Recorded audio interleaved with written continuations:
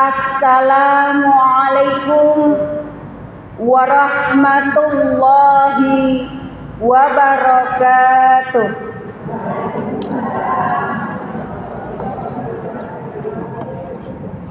Izin Bu, mau merekam, saya juga mau merekam. Mana HP ku tadi? Bentar. Oh ini. Kalau Pak Heru rekam video, saya rekam suara aja Bu. Kedap.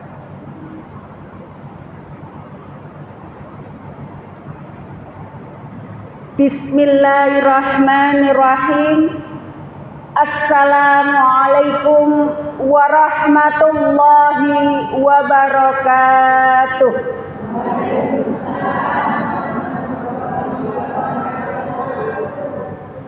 Alhamdulillahillazi bini'matihi tatimmus sholihat.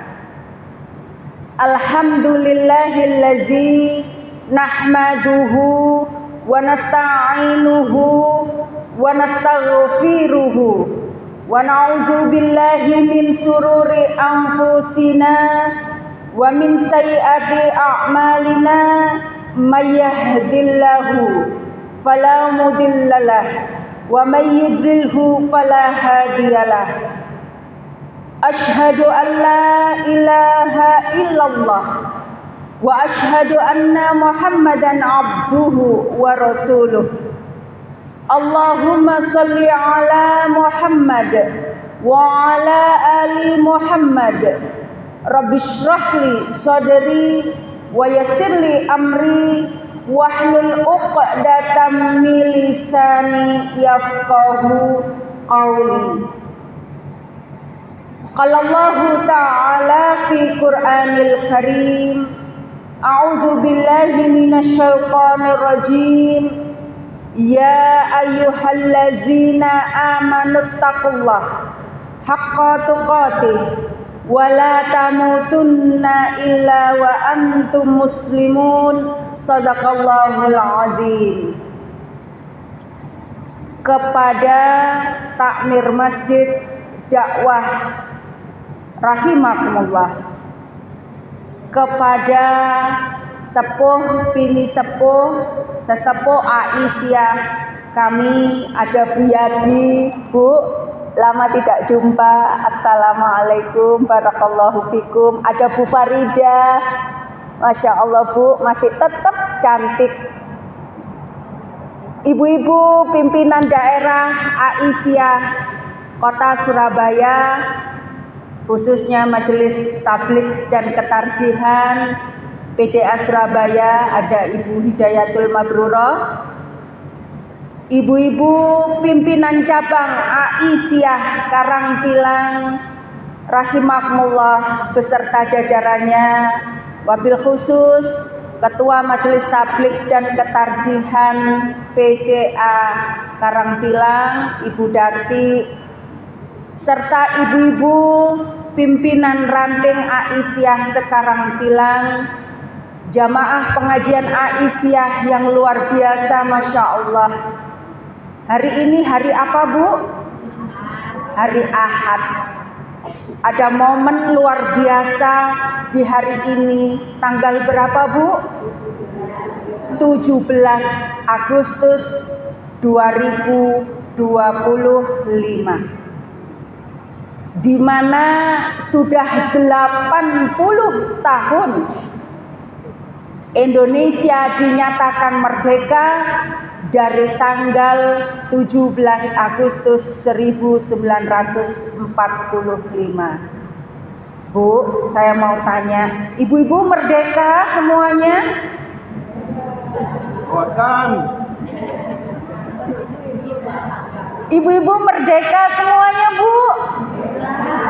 Merdeka. Apa itu Ibu merdeka? Katanya tadi merdeka. Sekarang saya tanya, merdeka itu apa, Bu?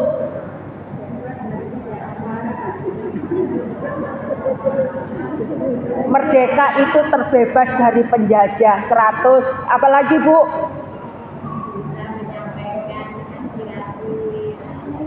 Iya, Jadi kalau dalam Kamus Besar Bahasa Indonesia, merdeka itu artinya terbebas dari penjajahan, terbebas dari perhambaan, terbebas dari tekanan pihak lain, terbebas tekanan dari orang lain. Yang menarik adalah terbebas dari penghambaan. Kalau dalam bahasa Inggris, freedom dalam bahasa Inggris yang artinya bebas berbicara, bebas berpikir, bebas bertindak. Tidak ada yang melarang. Jadi mereka menganggap bebas sebebasnya untuk berbicara, bertindak, dan lain sebagainya. Ibu, adakah orang-orang yang bebas sebebas-bebasnya?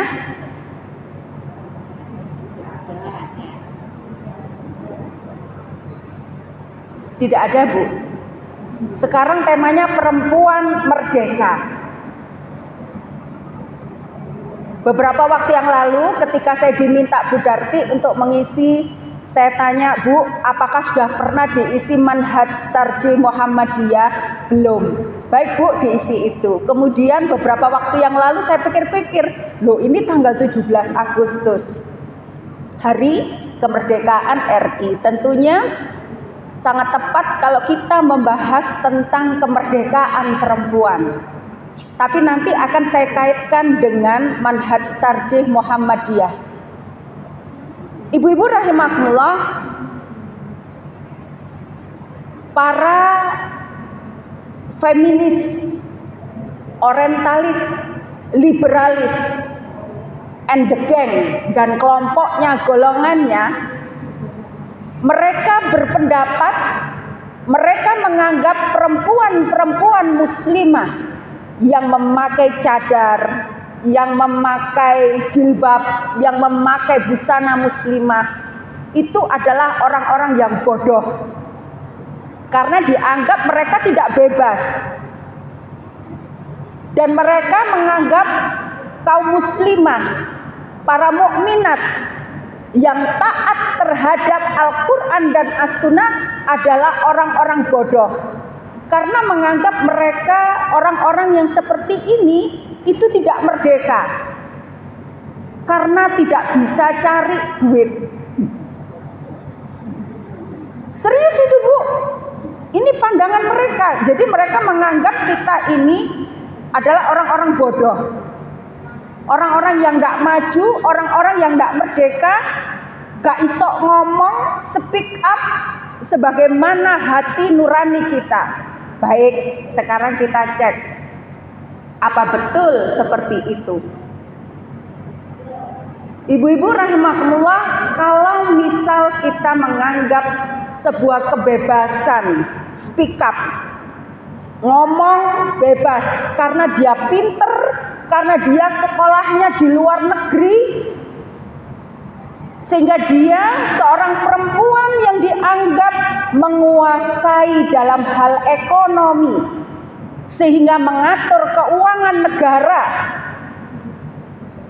Ketika diwawancara wartawan, saya tidak sebut namanya, semoga ibu bisa menangkap siapa yang saya maksud. Ketika ditanya wartawan, apakah Anda punya hutang? Ya, saya punya hutang 9 miliar. Bandingkan dengan ibu-ibu Aisyah di sini, Bu, enten saya nggak ada utang 9 miliar. Ngerasa no ustazah 9 miliar gak ada utang iku wis alhamdulillah, iku sakjane sing bener. Pakar ekonomi itu adalah orang-orang yang mampu memanage hidupnya, tidak punya hutang. Syukur-syukur hutangnya bukan hutang riba. Itu orang cerdas. Kira-kira pinter pundi ibu-ibu Aisyah apa sing pakar ekonomi ku mau sing duwe utang 9 miliar.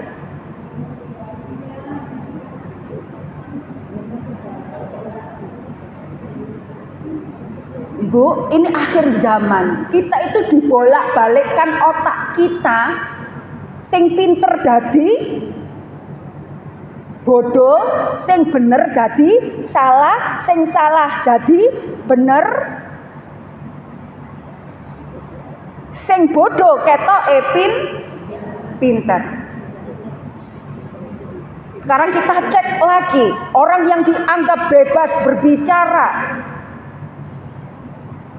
masih orang yang pinter ini Bu, sekolahnya di luar negeri, yang secara personal dia punya hutang 9 miliar, ngurusi uang negara, dia menganggap pajak sama dengan zakat. Ini direkam, gak tak sebut jenenge. Ya, Bu, bener atau salah? Loh, gak bisa jawab. Zakat sama dengan pajak, bener atau salah? Harus tegas Bu, makanya ini ada kaitannya dengan manhaj tarjih Muhammadiyah. Lah wong kok pajak dipadakno karo zakat. Iki wong pinter iki, sak pinter-pintere sak Indonesia. Dalam Islam itu tidak ada zakat. Yang ada adalah negara memberikan rakyatnya. Nah ini nanti kalau kajian tarjih itu dibedah semua. Apa iya zakat sama dengan pajak? Kalau pajak, nah nanti akan kita bahas. Ya opo sih sajane ibadah itu, gitu ya. Nah ini sudah ngawur. Kalau pajak rakyat untuk negara, pertanyaan saya, apakah pajak itu diberikan kepada 8 asnaf? Ayo, mikir. Nah ini, makanya orang berbicara sebebasnya itu tetap ada batasannya. Ya Bu, nggih. Baik. Sekarang kita cek lagi bagaimana kemerdekaan seorang perempuan. Ada yang menganggap perempuan merdeka itu manakala dia bisa mengeksploitasi tubuhnya, menampakkan tubuhnya yang seksi, menampakkan pakaiannya yang glamor, perhiasannya yang branded, tasnya yang branded.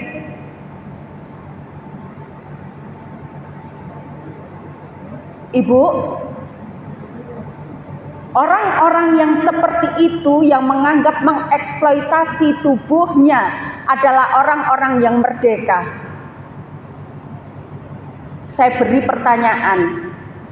Lantas, kenapa kalian tidak percaya diri dengan tubuh Anda dibandingkan dengan ibu-ibu Aisyah di Karangpilang yang rajin ngaji, yang rajin pengajian, yang rajin taklim? Mengapa kalian lebih percaya diri ibu-ibu Aisyah seperti ini? Jawab Bu. Mereka mengeksploitasi tubuhnya, kecantikannya. Tetapi kenapa mereka tidak percaya diri? Buktinya apa? Skincare-nya banyak dan mahal. Di sini ada yang punya koleksi skincare, dokter spesialis Bu, angkat tangan.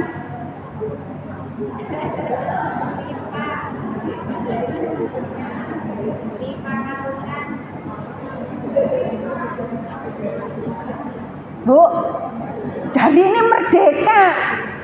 Lah kok bingung karo skincare merek inilah itulah gak cocok kok ngini. Yang lebih parah lagi, mereka harus suntik botox, silikon. Bahkan yang lagi viral adalah harus operasi plastik. Ibu-ibu Aisyah iki lho percaya diri, gak usah tek ngono iki wis pede. Berarti lebih merdeka siapa? Lebih merdeka siapa? Ibu Aisyah. Gak usah skincarean, skincarenya wudhu. Ya, make upnya ndak usah yang aneh-aneh, cukup Wardah loh. Saya di endorse Wardah ini. Gaji berapa sama Wardah? Nggak apa-apa, saya endorsekan. Wardah punyanya orang Muhammad dia. Ibu-ibu rahimakumullah, sekarang ada yang bilang gini, perempuan merdeka itu ustazah kalau rumahnya kayak istana, mobilnya Alphard, mobilnya Pajero, Rolls Royce, tasnya Hermes misalnya.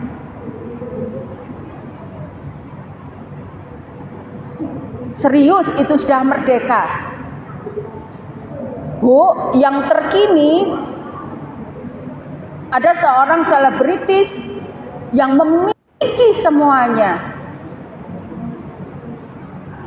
Mungkin beranggapan orang merdeka seperti itu ya, ya Allah cantiknya, kayanya, hartanya banyak, keliling ke luar negeri, usahanya banyak, terkenal, dikelilingi media massa, betapa senangnya, betapa merdekanya. Ibu, mari kita baca Instagram beliau yang terkini. Apa tulisan beliau? Beliau menceritakan penyakitnya,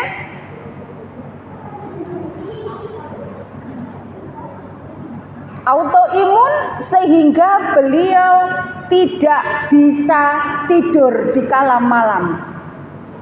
Matanya terpejam tapi tidak bisa tidur kalau malam dan harus dalam pengawasan dokter jiwa atau psikiater dan harus minum obat setiap hari. Bu, ibu punya Rolls Royce? Punya bu? Punya Hermes? Rumahnya kayak istana bu? Tapi kalau malam tidurnya bagaimana bu? Nyenyak, bleksek. Pokoknya tok bantal itu wes nikmat, wes saking nikmate kadang sampai lali gak ndonga. Sedina tandang gawe. Nikmat bu, bisa tidur itu masya Allah, nikmatnya luar biasa. Jadi ibu-ibu rahimakumullah, apa kesimpulannya? Sebebas-bebasnya berpendapat, sebebas-bebasnya mengambil keputusan, sebebas-bebasnya berkehendak, sebebas-bebasnya manusia dari penghambaan, semua itu ada batasnya. Nah, batasan inilah yang nanti kalau sudah ketemu, itulah yang dianggap merdeka. Ibarat ibu mutar radio, radio RRI misalnya, kalau Sabtu pagi ada siaran Mubalighot Aisyah atas nama pimpinan wilayah Aisyah Jawa Timur. Nah itu ibu cari gelombangnya nih. Kalau gelombangnya tidak pas, bagaimana suaranya bu? Kemersek kok gak pas ya? Sampai diputarlah gelombang itu sampai enak terdengar. Itulah kebebasan dan kemerdekaan. Ketika sesuatu itu pas, sesuai dengan ukuran dan menjadikan sebuah ketenangan, itulah merdeka. Ibu-ibu rahimakumullah, kalau masih tidak pas, itu terus bu, dia akan bergemuruh, hatinya bergemuruh, pikirannya bergemuruh, terus berontak, amarah, kecewa, sedih, sakit, dan lain sebagainya karena dia belum merdeka. Kalau hari ini ibu masih ada yang tidak pas nih di hati, misalnya dengan suaminya, dengan anak-anaknya, dengan persoalan ekonominya, dengan tetangganya, dengan penyakitnya, atau dengan apapun, berarti itu masih belum merdeka. Bagaimana caranya merdeka? Kalau perempuan, ibu, perempuan merdeka manakala mereka berislam. Bagaimana Bu? Perempuan merdeka manakala mereka berislam. Saya sudah berislam Ustazah, tapi saya merasa masih kemerongsong nih, nggak beres nih. Berarti Islamnya yang belum beres. Ustazah, ini masih ada nih hal-hal yang mengganjal, membuat saya sedih nih. Berarti Islamnya perlu diperbaiki. Ibu-ibu rahmatullah, kemarin saya ditelepon seorang ibu Aisyah curhat kepada saya. Ustazah, saya kepingin menyampaikan sesuatu. Salahkah kalau saya menyuruh anak saya bekerja?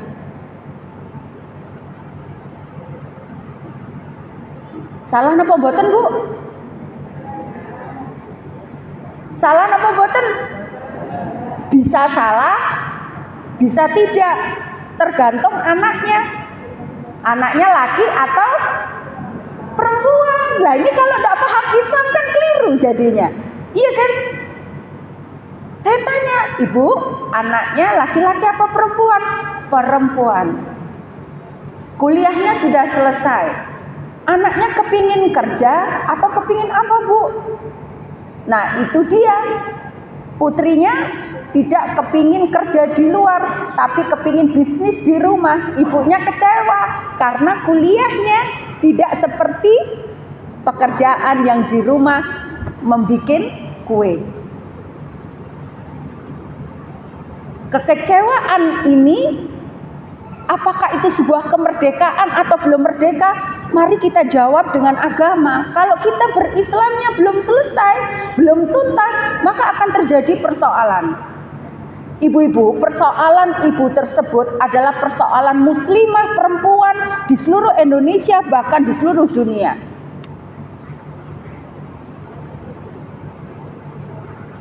Saya tidak keburu-buru menjawab salah atau benar, tapi saya konseling, saya gali, saya tanya, ibu aktivitasnya apa? Pasti itu berkaitan, seorang ibu dengan anak perempuannya pasti ada kaitan erat. Kemudian si ibu menjelaskan dengan terisak-isak, terdengar suaranya menangis, nampak kelelahan ibunya. Ibunya bekerja mulai pagi sampai sore, nanti malam masih terus ngelesi, ya. Sampai anaknya ini tidak punya waktu, suaminya juga tidak punya waktu untuk ngobrol bersama istrinya. Bu, nampaknya benar. Tapi apabila Islam tidak dijalankan secara total, maka akan terjadi persoalan-persoalan baru. Itulah gunanya kita ngaji, gunanya perempuan kalau ingin merdeka itu harus berislam dengan baik. Akhirnya saya jawab, oh baik Bu, saya tahu mengapa anak ibu tidak mau kerja keluar rumah. Karena dia sudah lelah melihat ibu wes selen. Karena anaknya sudah capek melihat ibunya mulai pagi sampai malam bekerja. Ternyata apa? Suaminya sama istrinya powernya, hasil maisahnya lebih besar istrinya. Ini Islami atau tidak? Jawab dengan jujur. Loh, kawan dijawab. Islami atau tidak? Loh, kawan dijawab. Ini kenyataan masyarakat kita kan, Bu? Tidak Islami, Bu. Makanya jangan berharap kepingin anaknya kerja keluar rumah, karena anaknya sudah lelah melihat ibunya capek bekerja. Saya tanya, ibu bekerja meninggalkan anak-anak sejak kapan? Sudah lama, Ustazah, mulai anak-anak saya sejak kecil.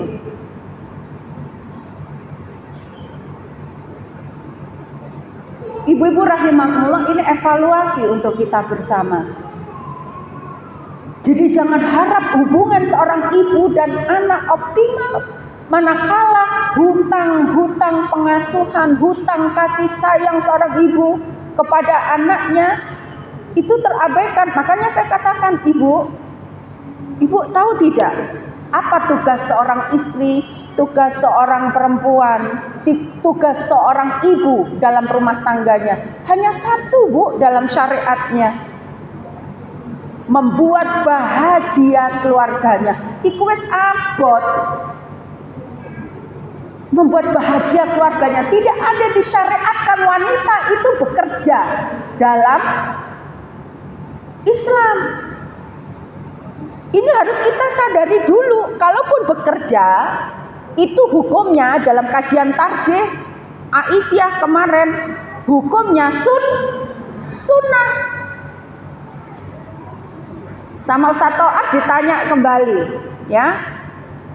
Kalau misalnya suaminya di bawah kita atau sakit, perempuan bekerja hukumnya apa? Apa berubah menjadi wajib? Tidak, masih tetap sunnah. Bayangkan, Bu, ini gunanya ngaji. Makanya perempuan-perempuan yang bekerja, ya, banting tulang pagi sampai malam, guru ngurusi kampung, ngurusi anake, ngurusi Aisyah, bojone gak kuman, anake gak kuman. Nah, ibu-ibu rahimakumullah, bagaimana kemerdekaan itu bisa berdiri ketika Islam itu tidak ditegakkan? Ibu-ibu rahimakumullah, ini pentingnya kita ngaji. Ya, ibu-ibu rahimakumullah. Maka perempuan yang merdeka itu yang seperti apa, Ustazah? Perempuan yang merdeka adalah manakala dia berislam dengan benar dan baik. Karena apa, Bu? Dengan perempuan berislam dengan baik, itu dia sesuai fitrah yang diberikan Allah kepada manusia. Dalilnya apa, Ustazah? Surat Ar-Rum ayat 30. A'udzubillahi minasyaitonirrajim. Fa'akim wajhaka lidini hanifa fitratallahi allati fataran nasa 'alaiha. Hadapkan wajahmu ke dalam Islam, hadapkan wajahmu. Artinya apa, Bu? Madep, mantep, lurus, gak noleh kanan, gak noleh kiri, gak blear, gak ngempot-ngempot, lurus ke dalam Islam. Karena sesungguhnya Allah memberikan fitrahnya kepada manusia. Fitrah itu apa, Bu? Fitrah itu sunatullah, ketentuan Allah. Jadi bagaimana mungkin Allah menciptakan perempuan tidak diberikan rambu-rambu atau jalan-jalan yang lurus, jalan-jalan yang bener. Lawang sing gawe Gusti Allah kok. Ibu sing damel sinten? Allah Ta'ala. Maka Allah sangat paham perfect 100% bagaimana perempuan itu harus bersikap, bertindak, berbicara, berbuat. Allah lebih paham. Jadi orang-orang orientalis, liberalis, feminis yang saya sampaikan tadi, mereka berkata itu berdasarkan apa? Berdasarkan nafsunya, berdasarkan otaknya yang terbatas. Jadi tidak akan sama. Jadi nanti Bu, ujung-ujungnya kenapa kita harus berislam dengan baik? Karena kalau kita berislam dengan baik, ujung-ujungnya nanti kita akan ke jannah. Kemana Bu? Jannah. Sedangkan orang-orang yang tidak berislam dengan baik, ujungnya adalah an-nar. Bagaimana syarat orang-orang yang bisa sampai ke jannah? Sama-sama ayatnya ibu-ibu pasti sudah hafal semua nih. A'udzubillahi minasyaitonirrajim. Ya ayyuha Tuhan nafsul mutmainnah irji'i ila rabbiki radiyatan mardiyah. Terus lanjutannya, fadkhuli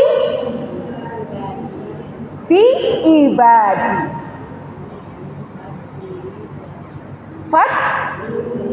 Iya. Ibu-ibu, jadi orang-orang yang mau ketemu Allah nih, mau berjumpa Allah ke surga, syaratnya, hai orang-orang yang tenang, hatinya tenang, ridho dan diridhoi, tenang, dapat ridhonya Allah. Bagaimana mungkin kita akan tenang kalau kita ini tidak sesuai dengan suku cadang yang diberikan Allah, spare part yang diberikan Allah, tata cara yang diberikan oleh Allah Subhanahu wa Ta'ala. Oleh karena itu ibu-ibu, mari kita beragama yang benar, berislam yang benar. Tujuan dari kemerdekaan adalah kita terbebas dari penghambaan makhluk, terbebas dari penghambaan materi, terbebas dari penghambaan manusia. Sebagaimana lambang kaum muslimin ketika kita masuk Islam, lambang prinsip dalam Islam adalah sebagaimana logonya Muhammadiyah. Bu, coba searching di Google, cari organisasi yang lambangnya syahadatain. Mek sitok tok Muhammadiyah. Asyhadu alla ilaha illallah wa asyhadu anna Muhammadar Rasulullah. Ini Bu, kemerdekaan hakiki itu ya ini. Kita ya bersumpah, berjanji, bersaksi bahwa tidak ada ilah kecuali Allah dan Muhammad itu utusan Allah. Ibu-ibu, mari kita bersyukur kepada Allah menjadi warga persyarikatan Muhammadiyah. Karena fa insya Allah Muhammadiyah bisa survive, bertahan sampai 1 abad lebih. Karena apa Bu? Karena syahadatain ini. Kalau enggak karena syahadatain ini ya bubar sudah. Karena apa Bu? Penghambaan kita itu kepada Allah. Jadi Bu, la ilaha illallah, tidak ada ilah kecuali Allah. Ilah itu Bu, jangan dianggap Tuhan saja. Ilah itu kecintaan, kerinduan, harapan, ketergantungan hanya kepada Allah, jangan selain Allah. Kalau selain Allah maka kita akan sakit hati, kecewa. Makanya insya Allah orang-orang Muhammadiyah, orang-orang Aisyah itu ikhlas, insya Allah. Amin, Allahumma amin. Ya, coba kalau disuruh minta donasi, kemarin saya meminta donasi untuk Mu'alaf Center Muhammadiyah, Mu'alaf Learning Center PDM ya Surabaya. Saya minta ibu-ibu MTK se-Surabaya Apa Bu? Mukena, sajadah, mushaf, Al-Quran. Yang punya di rumah tolong dibawa untuk mu'alaf. Loh, itu cukup Bu. Dapat banyak. Berapa mukena kemarin itu? Sajadah itu. Banyak Bu, sampai sak mobil. Alhamdulillah sudah kami serahkan di MLC. Itu artinya apa? Ikhlas, gak kakek ngomong. Doni ini semangat untuk memberikan. Itu cirinya orang Muhammadiyah Aisyah. Ya. Ibu-ibu rahimakumullah, penghambaan. Kemudian ciri orang-orang yang menghamba kepada Allah, orang yang merdeka adalah apa? Wa asyhadu anna Muhammadar Rasulullah. Artinya apa? Harus ittiba'ur Rasul, mengikuti Rasulullah dalam ibadah. Nanti kita akan merdeka kalau ibadah kita ittiba'ur Rasul. Jadi tidak boleh ibadah sakarpe dewe itu tidak boleh. Apa itu ibadah? Dalam kitab Himpunan Putusan Tarjih Muhammadiyah HPT yang diadopsi di kitab Baitul Arqam, jadi setiap warga persyarikatan Muhammadiyah itu harus dikaderisasi lewat yang namanya Baitul Arqam.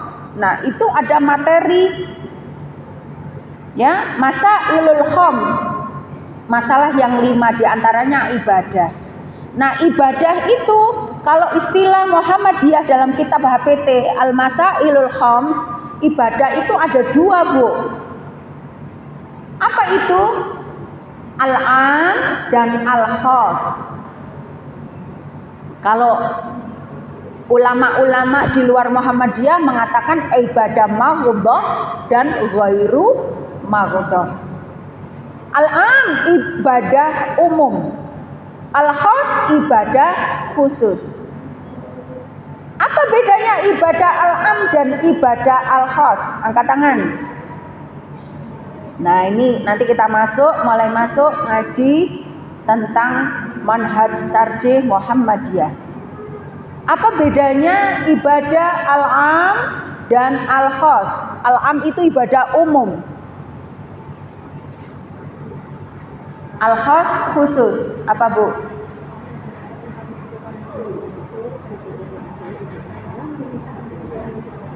Gimana Bu? Kalau ibadah umum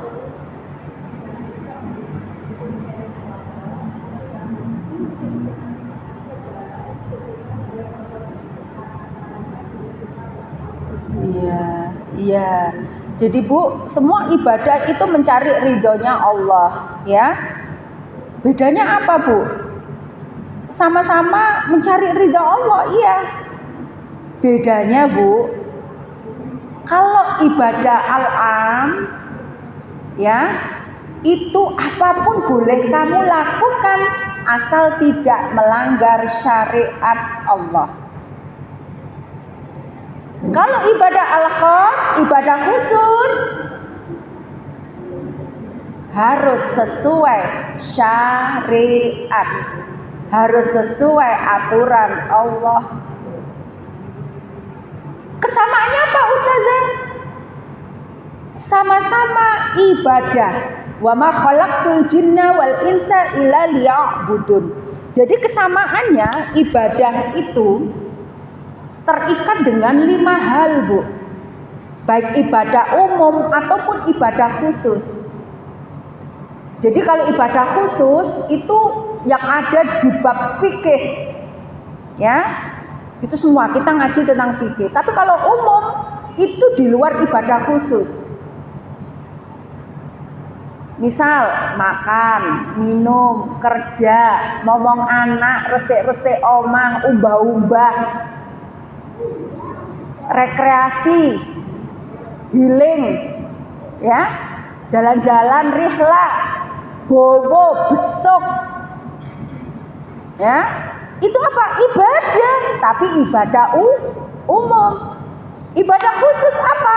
Semua yang ada di kitab fikih, mulai toharoh, sholat, siam, saum, siam sama aja ya, saum, haji, umroh, ya, waris, jihad, Dan semuanya yang ada di kitab fikih itu ibadah khos. Kesamaannya apa antara ibadah umum dan ibadah khos? Kesamaannya 5, Bu. 5. 1. Yang dikatakan ibadah manakala dia beragama Islam.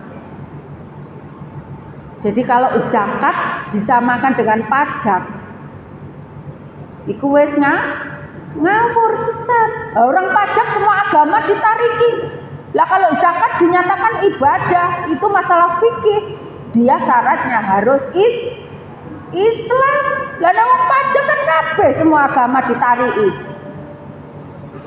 Yang kedua, yang namanya ibadah baik am ataupun khos itu harus lillah. Niat nawaitu karena Allah, harus ikhlas, yakin 100% orang ditarik pajak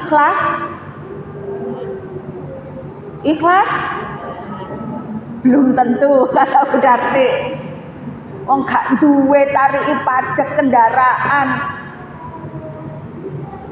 bayai gak iso mangan, ikhlas napa mboten? Gak ikhlas. Tapi ketika zakat orang ikhlas. Karena apa? Adalah orang-orang yang sudah pada posisi sesuai nisab. Jadi harta kekayaannya misalnya emas, dia memiliki emas sebanyak 85 gram. Dan itu tidak punya hutang. Dan itu zakatnya hanya 2,5%. Sementara pajak itu 11%, bahkan ada yang sampai di demo bilang sampai 250%. Ya,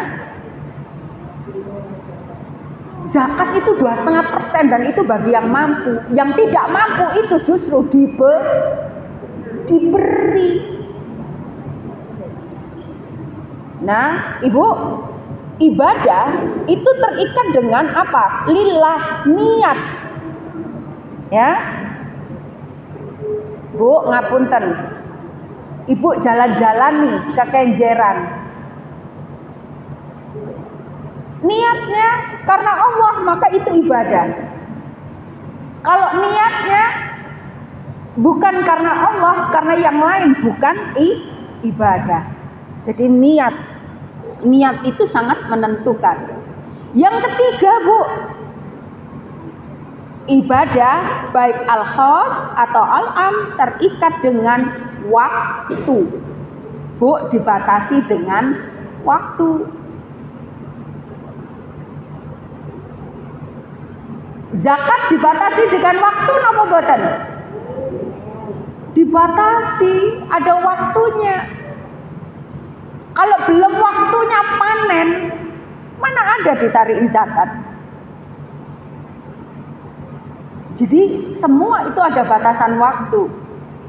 Ibu, pengajian ini ibadah apa? Umum atau al-khas? Al-am atau al-khas? Ayo Bu, yang semangat. Umum. Terikat dengan waktu atau tidak? Terikat. Undangannya jam berapa?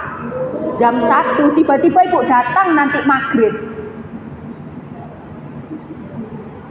Nah, Ibu ngaji karo sapa? Wis seje ceritane, duduk pengajian Aisyah maneh, ya. Jadi ibadah itu Bu dibatasi dengan waktu. Salat dibatasi dengan waktu atau tidak? Dibatasi dengan waktu. Takbiran dibatasi dengan waktu atau tidak?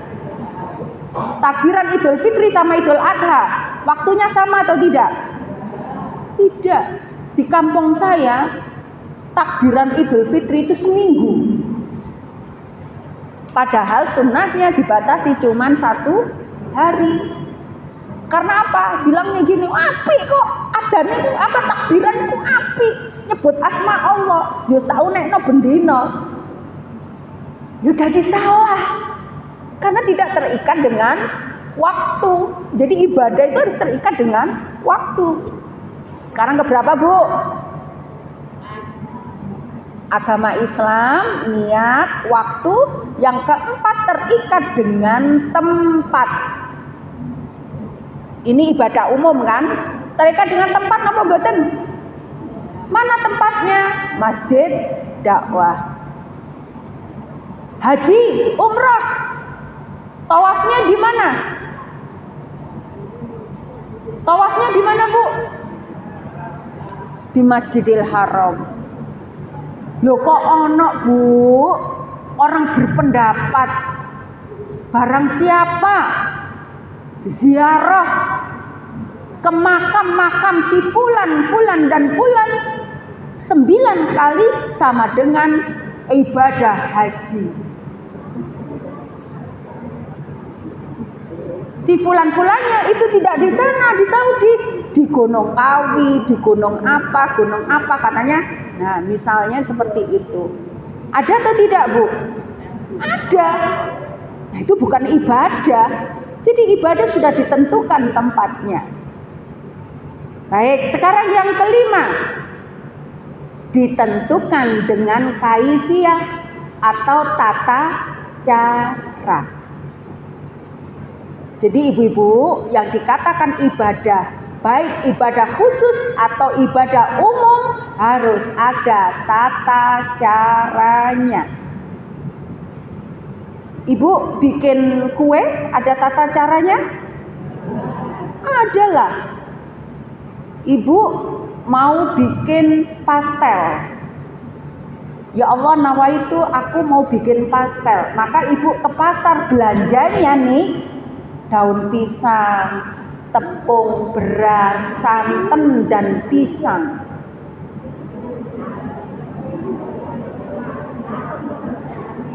Nogosari Bu, duduk pastel. Lah wong gawe jajane lho kudu ana tata carane. Apa mana ibadah khusus? Semua ada tata caranya. Salat ada tata caranya. Haji ada tata caranya. Puasa ada tata caranya. Ya.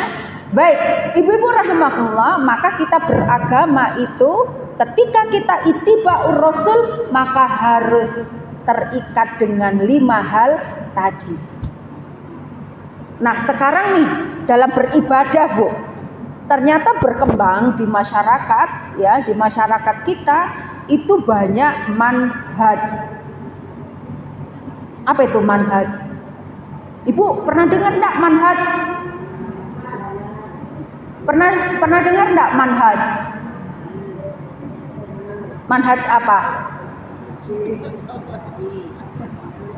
Manhaj apa?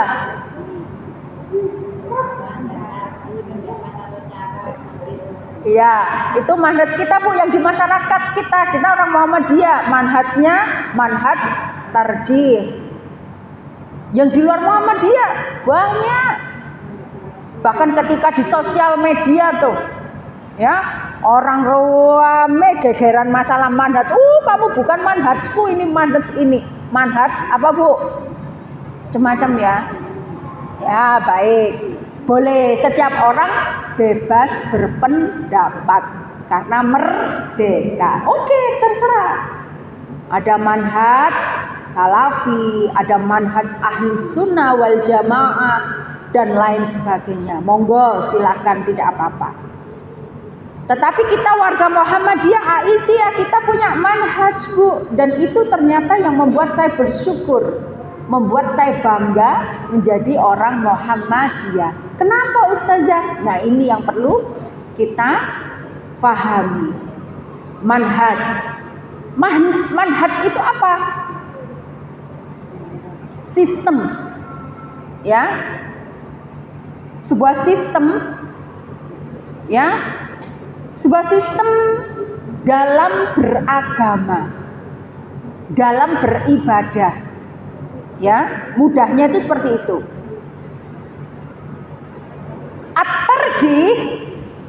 At-tarjih itu adalah pemilihan hukum-hukum yang diambil, ya, yang mengunggulkan dalil-dalil yang paling kuat Kalau dulu istilah manhaj tarjih itu pakai dalil as-sahihah. Ya, dalil-dalil yang as-sahihah. Sekarang dirubah, Bu. Menjadi dalil-dalil yang dipilih adalah dalil-dalil yang al-maqbulah. Apa itu al-maqbulah? Artinya benar-benar diterima oleh Allah sebagai dalil yang sangat-sangat kuat. Jadi kalau ada hadis di atas mutawatir, itulah yang diambil. Ya, saking kuatnya yang diambil. Itu artinya manhaj tarjih. Jadi sebuah sistem pengambilan hukum yang akan kita gunakan sebagai dasar kita dalam beragama. Nggih. Supaya kita tidak kehilangan arah. Nah, ibu-ibu rahimakumullah, maka pendekatan dalam pengambilan hukum inilah yang menarik yang dimiliki oleh manhaj tarjih Muhammadiyah. Apa itu? Pendekatan hukum, pengambilan hukum-hukum yang dijadikan dasar dalam manhaj tarjih itu memiliki 3 pendekatan, Bu. Oke.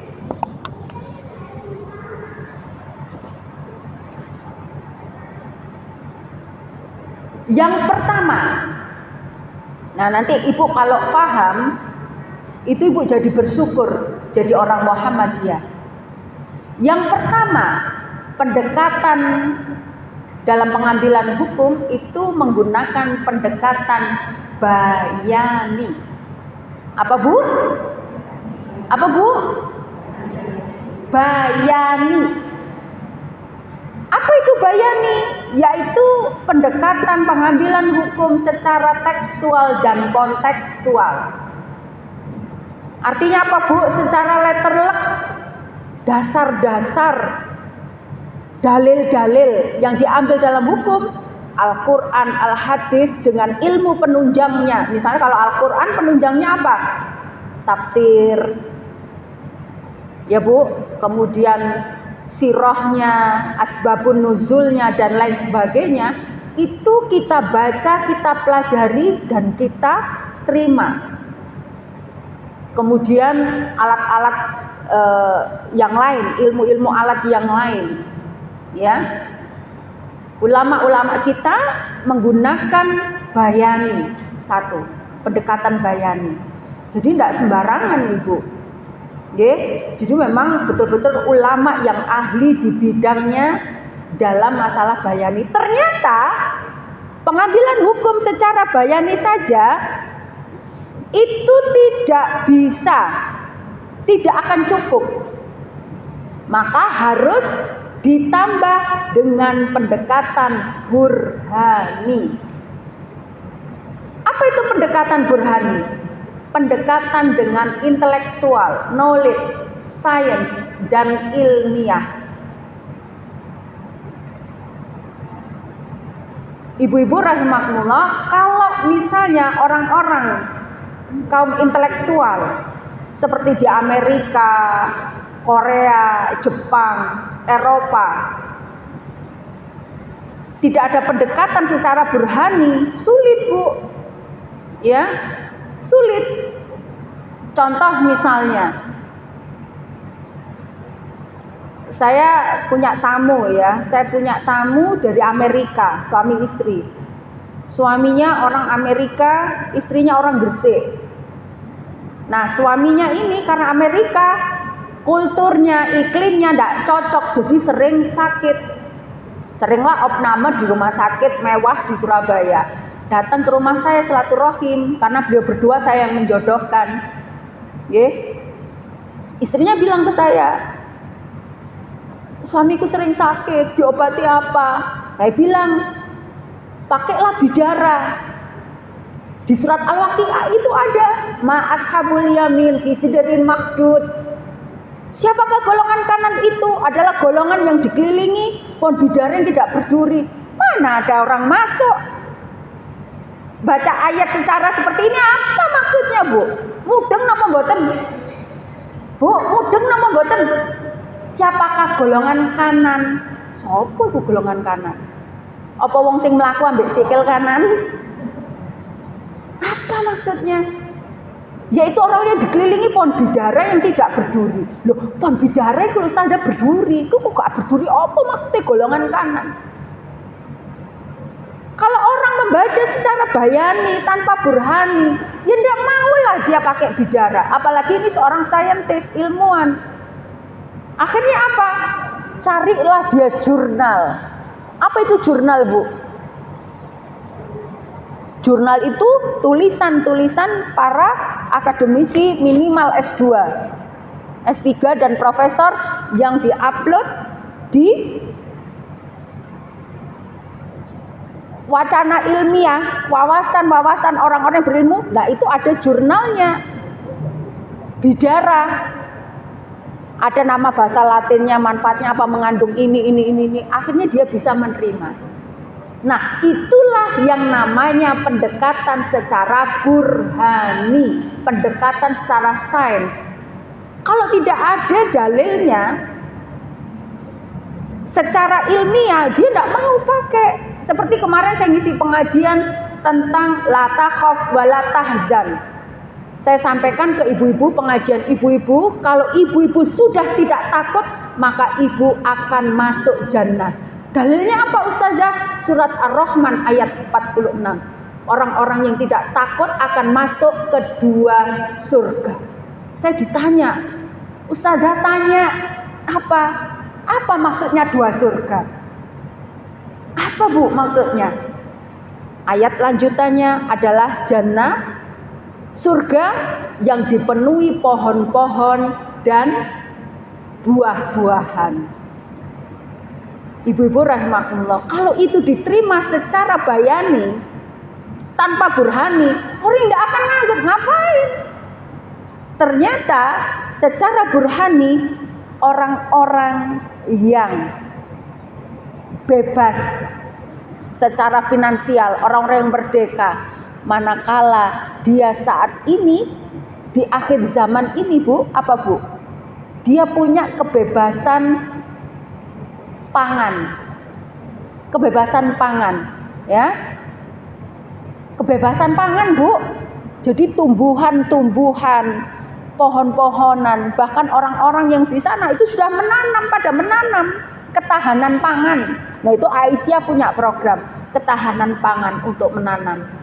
Jadi ibu-ibu, sekarang kelangkaan, krisis ekonomi dan lain sebagainya, maka orang yang tenang untuk menuju jannah itu ada apa?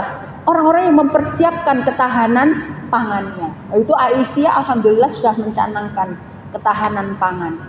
Nah, ibu-ibu, itu pendekatan burhani dengan sains ilmiah. Kemudian yang ketiga, pendekatan irfani. Apa itu pendekatan irfani? Yaitu pendekatan secara empati, secara bijaksana, secara intuisi. Nah, ini penting, Bu. Biar apa? Biar kita itu bijaksana dan menggembirakan, tidak saklek. Ya, tidak saklek. Ibu tahu saklek?